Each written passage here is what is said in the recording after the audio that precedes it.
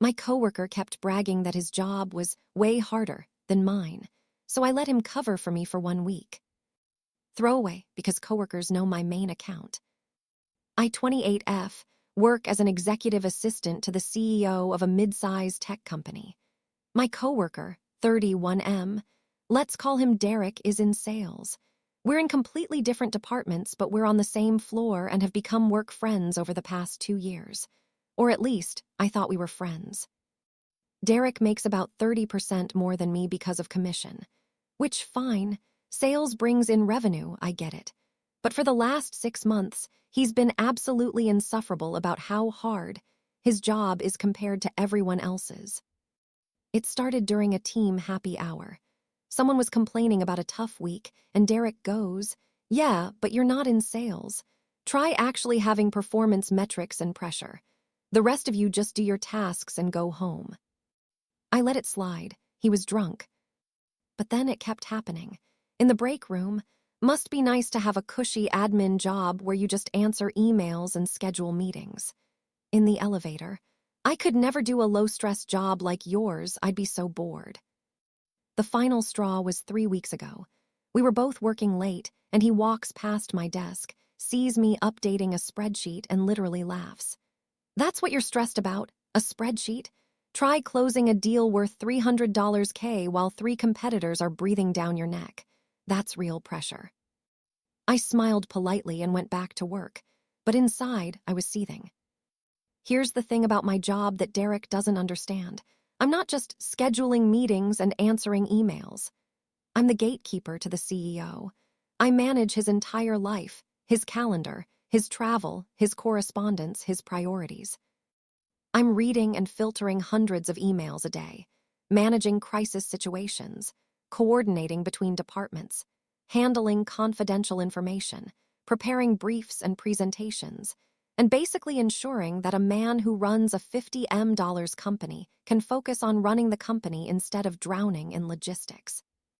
When the CEO is in back-to-back meetings all day, I'm the one making sure he has his materials, his lunch, his talking points, and that he's not double-booked. When a client emergency happens at 7 p.m., I'm the one coordinating the response. When the board wants a report by Monday morning, I'm working all weekend to compile it. But sure, Derek, I just schedule meetings. So I decided to teach him a lesson. Last Monday, I went to my CEO and told him I needed to use my vacation days for a family emergency. He was concerned, but told me to take all the time I needed. Then I went to HR and Derek's manager with a proposal. Derek had been saying how easy my job was and how he could do it in his sleep. What if he covered my role for the week while I was out, just to cross-train him in case of future emergencies? HR loved this idea. Cross-training, collaboration, professional development. Derek's manager thought it was great, a chance for Derek to expand his skill set and appreciate other departments. I then went to Derek and played it sweet. "Hey, I have a family emergency and need to be out next week. HR suggested you cover my admin duties since you've mentioned being interested in other roles. It would really help me out, and honestly, you've said it's pretty easy, so I figured you wouldn't mind."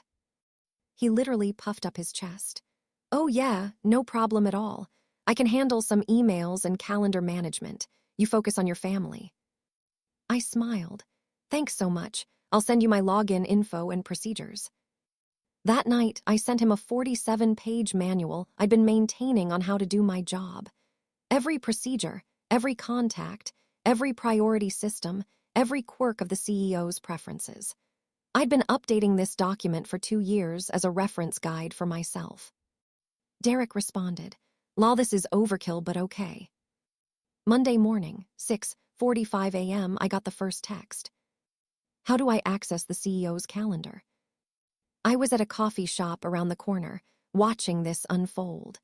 I texted back the instructions I'd literally put on page 2 of the manual. 7:30 a.m. He has 3 meetings at 9 a.m. on his calendar. Which one is real? Me, all of them. Conference room A, then phone call at his desk, then building C for the 3rd. It's in the notes field. 8:15 a.m. Someone named Patricia is calling about an urgent board matter. What do I do? Me, check the contact database. If she's on the board contact list, put her through immediately. If not, take a message and assess priority level. 8:50 a.m. I can't find the Q3 report he needs for his 9 a.m. Me, shared drive, folder marked Q3 reports, subfolder marked board meetings, dated last Thursday.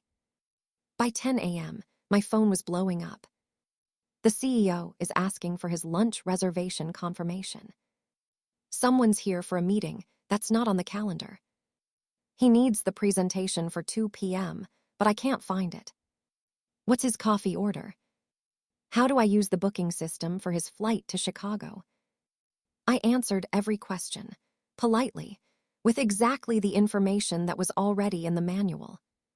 By 2 p.m., this is insane. How do you keep track of all this? By 4 p.m., can you just call me and walk me through tomorrow's schedule?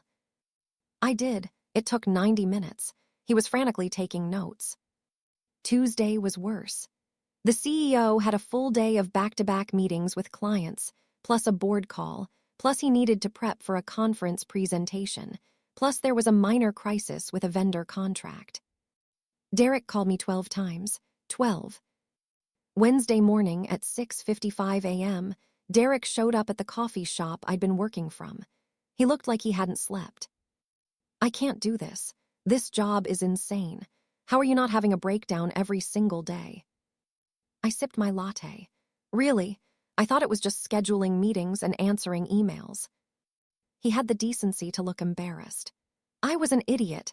I'm so sorry. I had no idea how much you were actually doing. The CEO alone has like 50 things he needs at any given moment, and that's not even counting all the other people who need things from you. And you're doing this every single day, for years. Yep. How much do you make? I told him.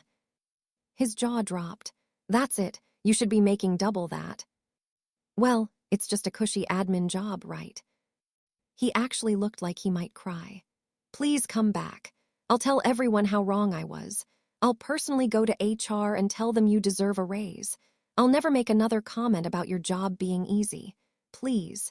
He has a dinner with investors tonight, and I don't even know what that means in terms of prep. I let him suffer for another beat. Then I smiled. I was never actually gone, Derek. I've been working from coffee shops all week. There was no family emergency. I just wanted you to see what my job actually entails. His face went through about 5 different emotions. You set me up. You set yourself up. I just gave you the opportunity to prove how easy my job is. He stared at me, then he started laughing, like genuinely cracking up. I deserved this.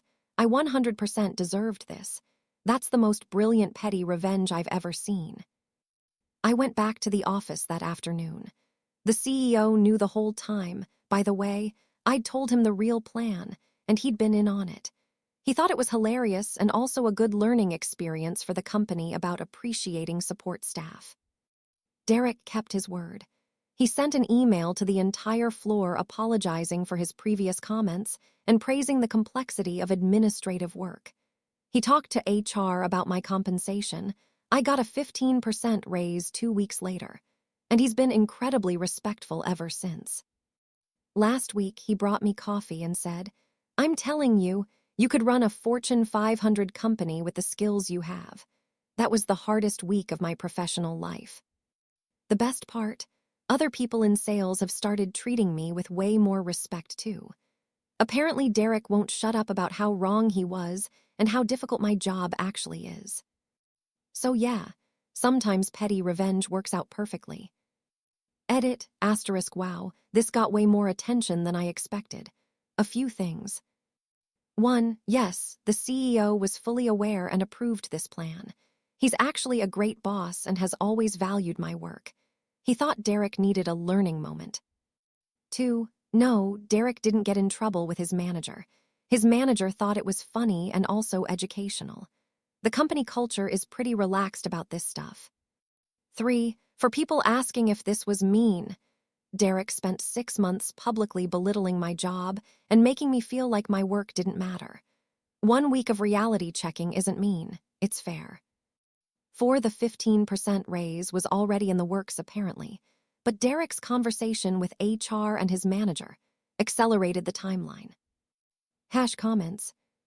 Commentor 1, asterisk, this is legendary. The fact that the CEO was in on it makes it even better. Derek got the education he desperately needed. Commentor 2, asterisk, as someone who works in sales, I'm embarrassed by Derek.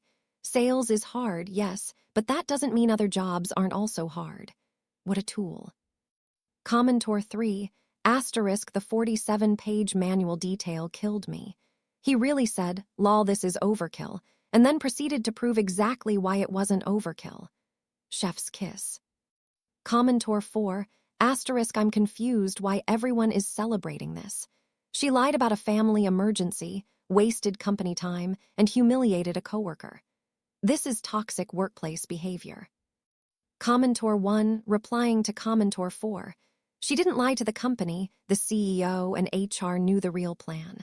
She only lied to Derek, who spent months disrespecting her work. He needed the wake-up call. Commentor 5, asterisk, as an EA myself, thank you for this. I'm so tired of people thinking we just take notes and make copies. Executive support is basically project management, crisis management, and mind reading all at once. Commentor 6, asterisk, the fact that he called you 12 times on Tuesday. I'm dying. He really thought he could just wing it. Commentor 7, asterisk, plot twist. Derek is actually a better person now and learned a valuable lesson about respecting people's work. This is wholesome revenge. Commentor 8, asterisk, what's his coffee order screaming? This man really thought he could support a CEO and didn't even consider the coffee situation. Commentor 2, replying to Commentor 8, asterisk, as someone in sales, I can confirm we are absolutely the type to forget about coffee orders and then panic when the client notices.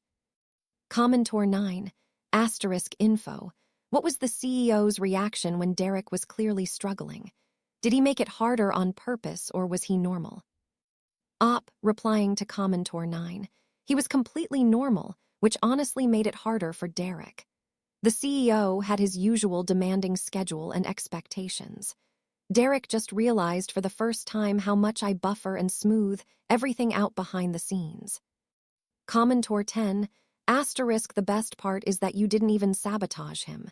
You gave him the manual, answered all his questions, and he still couldn't handle it. That proves your point better than anything. Commentor 11, asterisk, I was never actually gone. This is cinema. This is art. This is perfect revenge. Commentor 12, asterisk, your CEO sounds awesome for being in on this. A lot of executives would never approve something like this. Replying to Commentor 12, he's genuinely great. He told me later that he'd also noticed Derek's comments and wanted to address it but wasn't sure how. This solved it perfectly. Commentor 13, asterisk, the fact that you got a 15% raise out of this is the happy ending we all needed. You deserve it. Commentor 14, asterisk, I'm just impressed you maintained the charade all week while working from coffee shops. That takes commitment to the bit. Commentor 15, asterisk, as a sales manager, I'm using this story as a teaching moment with my team. Don't belittle other departments. You never know what they're actually dealing with. Commentor 16, asterisk, that's the most brilliant petty revenge I've ever seen. Even Derek had to respect the game. That's how you know it was perfect. Commentor 4, asterisk, I still think this is unprofessional and sets a bad precedent, but I'm clearly in the minority here. Glad it worked out, I guess. Commentor 17, asterisk, not gonna lie, I'm a little worried about Derek having access to confidential CEO information for a week. Did that not occur to anyone? Replying to Commentor 17, that's a fair concern. The CEO made sure nothing extremely sensitive was happening that week, and Derek had to sign additional NDAs before starting. It was all above board from a security standpoint. Commentor 18, asterisk, the image of this man showing up at a coffee shop at 6:55 a.m. looking like he hasn't slept, begging you to come back, is absolutely sending me. Commentor 19. Asterisk, this should be required reading for every person who's ever said, "Oh, you're just an assistant." There's no just about complex administrative work. Commentor 5, replying to Commentor 19. Asterisk preach. I once had a VP tell me my job was entry level. I was managing 3 executives' entire lives, coordinating international travel, and handling board-level communications. Entry level my ass. Commentor 20. Asterisk, the fact that other salespeople are now treating you better is the real victory. Derek became your accidental advocate. Final update. Thanks for all the support, everyone. A few people have asked for more details. Derek and I are actually good friends now. He brings me coffee at least once a week and has become one of my biggest advocates in the office. The CEO mentioned in my last review that the Derek experiment showed him how much institutional knowledge I have, which contributed to the raise discussion. I'm working on getting my EA certification now, and funnily enough, Derek has been encouraging me to aim higher in my career. Sometimes petty revenge leads to positive change. Who knew?